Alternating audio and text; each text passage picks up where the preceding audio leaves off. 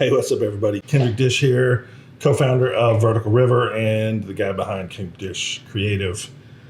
You know, Canon just announced some new cameras, the Canon R5 and the Canon R6. So I got to jump in here and throw some comments down. I have the Canon RP, and I lately I've been using this to film my YouTube videos on. So it's got me thinking, do I want to upgrade from the Canon RP to either the Canon R6 or even more so the Canon R5? So I want to talk about the pros and the cons of each camera and the system, and why this might be the best bet for me.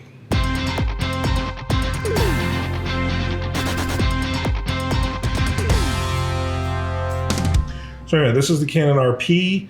It is awesome, surprisingly good for what I need. It is not an overall amazing camera, but it's a really good camera for a lot of people. It's pretty user friendly. It has the basic features a lot of people would want. It's a really good introductory full frame camera, and at the price point, it's really amazing. So why did I get one of these? I have all sorts of cameras. I have Sony A7R3. I have Fuji. This is a Fuji X-T20. And if you watched my channel before, you know I had some other Fujis. I'm filming this on a Blackmagic Pocket Cinema 4K. So I have a lot of cameras, 4 cameras from 4 different brands. I know that sounds crazy, but there's a reason for all of them. The reason for this camera is for vlogging and for having a semi-permanent YouTube setup. So I wanted to buy this and leave it set up. Or unless I was going on a trip, I would take it with me on the trip. The criteria I needed in a camera like that was I needed a flip screen. This has that. It's a nice flip screen too. The touch controls on these flip screens from Canon, this is awesome. The touch is really good. I needed a microphone and a headphone port. Now that's hard to find with a flip screen. It's not impossible, but it's harder to find. And I needed 24p. 24p was available after a firmware upgrade late last year, and so that's when I pulled the trigger and bought this. I wanted a camera that had Canon glass because, truth be told, my Blackmagic with the adapter has Canon glass. And I use, on my Sony, I use Canon glass with an adapter.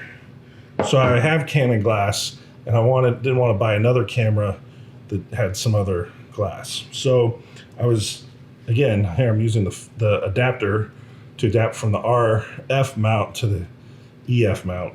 I wanted really good autofocus because, as you can see, the Blackmagic, which I'm filming on right now, has no autofocus. And so, you know, this type of YouTube-y thing doesn't work so well. So that's no good.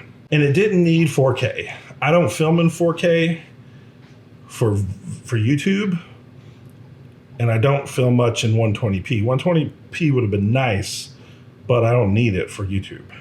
For my professional work, I do need it. But this camera shoots excellent HD. If you're interested in 4K, that's another story. We'll get into that in just a second. It's not a very good 4K camera.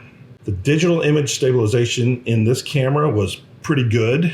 I know it's not IBIS, but you can see from some of these clips that it was good enough for me and some of the stuff I'm doing handheld.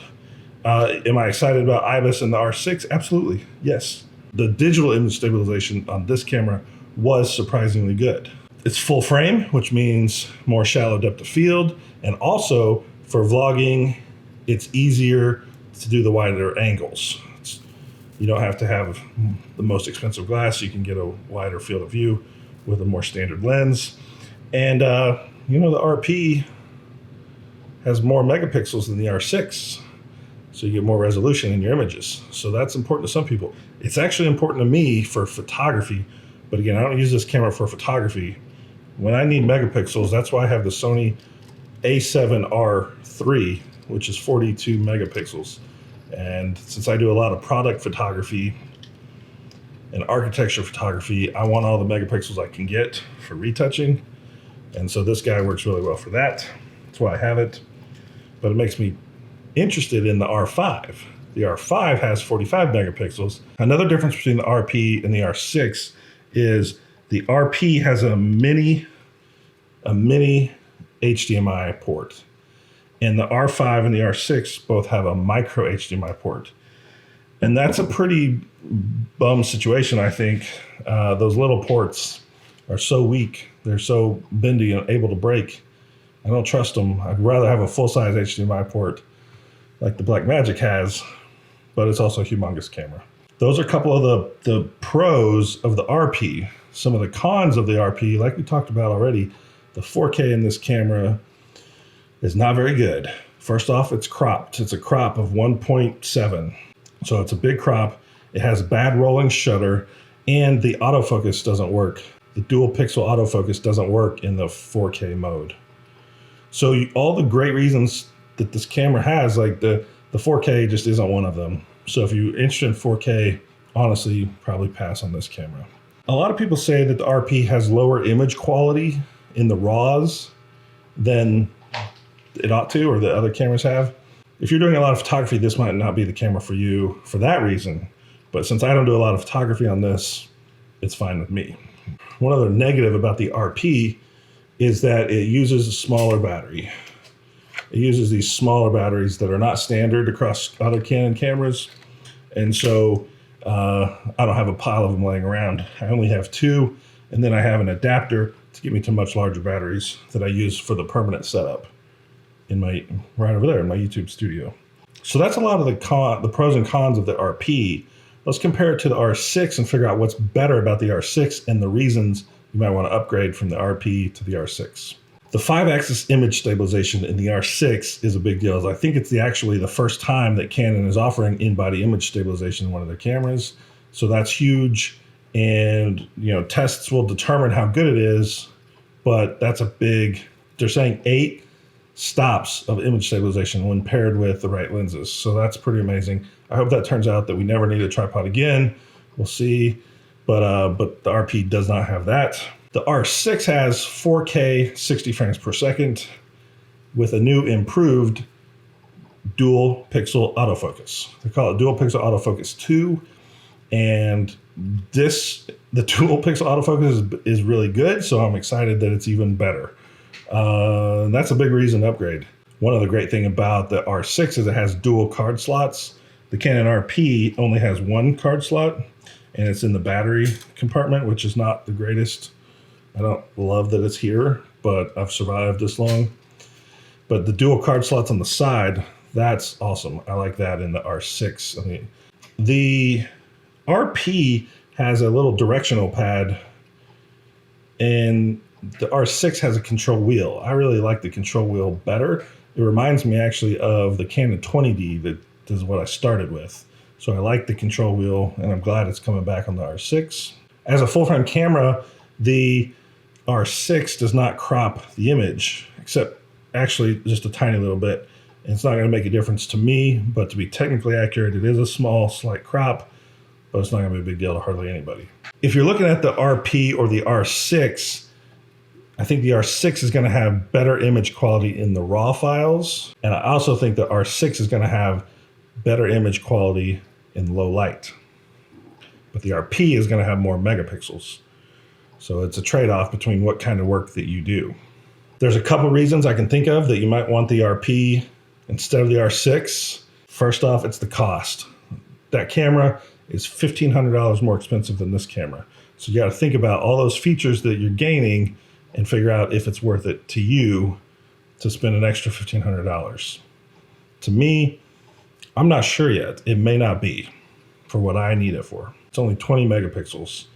Now for product photography, that's not that great. But for video, it doesn't matter. It's not a big deal in the video world. So if you're using it mostly for video, that won't matter to you. But if I'm going to use that camera for some of the product and architecture photography, I'm going to want more megapixels. So that's, for me, one of the reasons I may not want to get an R6.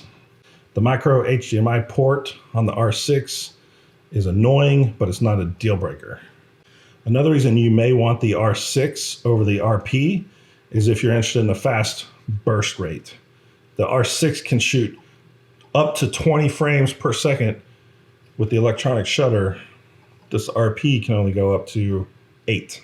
So depending on what you're shooting, that may be a big decider for you. When it comes to video, one of the downsides to the RP is actually that it can only do 8-bit video. The R6 can do 10-bit.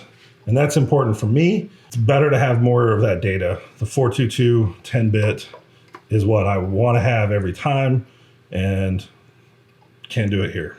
The reason that the R6 can do that burst mode is because it's processing the images using a new Digic X processor, and that must be really good. The RP is using Digic 8, and it's just not as good because it's not as new. It doesn't have as much processing power. So you're getting the upgraded computer inside the camera with the R6. That may be a reason that you want the R6 over the RP. And then if you are interested in the 120p shooting, which I am, the R6 is going to be the camera you want, because this guy, the RP, does not do it. And those are kind of the reasons I could think of to compare these two cameras and talk about the pros and the cons a little bit. You know, it's a long ways till the R6 is even available, and I haven't shot with one, so I don't really know a whole lot about it. The R5, that one seems really appealing, but it's pretty expensive, almost $4,000. The 45 megapixels of the R5 is really intriguing to me, because I think then I could get rid of my 42 megapixel Sony A7R3. This camera, I'll tell you, the Sony camera, the reason I'm interested in getting out of the Sony system is because these menus are so annoying.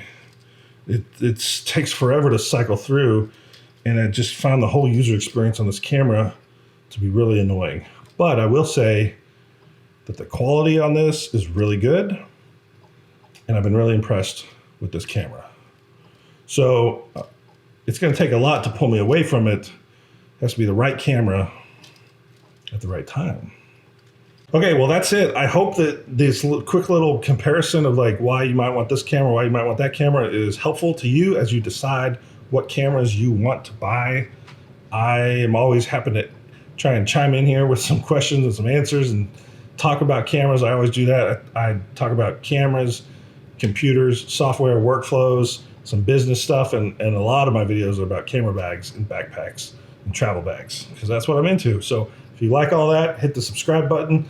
I'll catch you guys on the next one. Thanks for watching.